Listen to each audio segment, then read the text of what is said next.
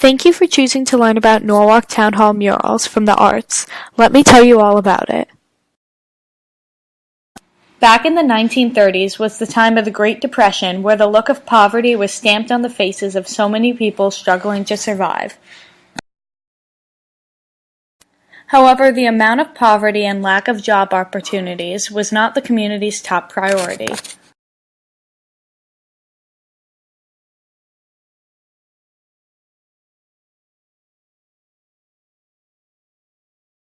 In fact, it even got to the point in which people were using the little money that they have to get themselves employed.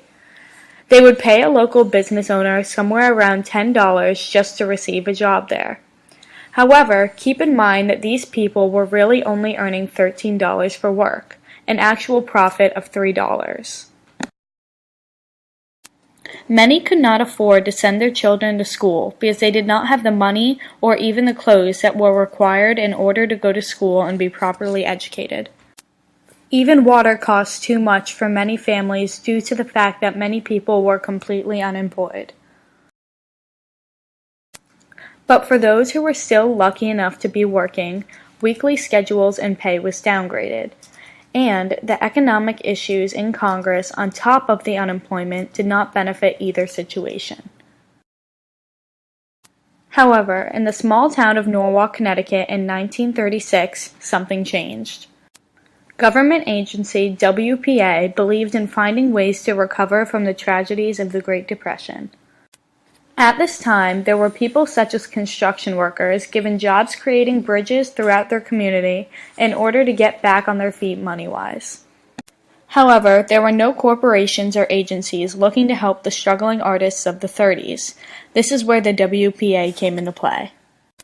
This New Deal agency worked to provide jobs to these artists trying to cope with the effects of the Depression.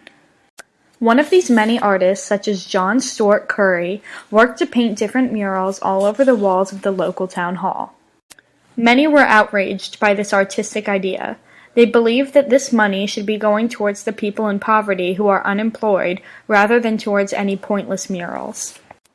They claimed that there was no way that these murals could benefit their community in any way. This is where they were wrong.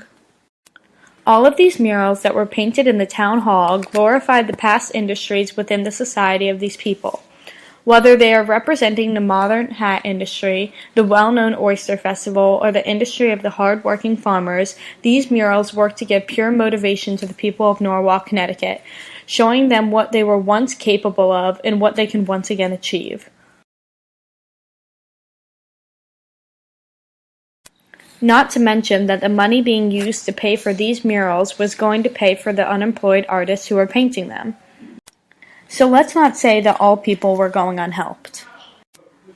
Even today, these murals remain painted on the walls of Norwalk Town Hall, reminding us of our past and the struggles we once had. They remain there to remind us that if our ancestors could work through the utterly miserable times of the Great Depression, we can get through any day in the life of a 21st century nutmegger. Thank you for watching.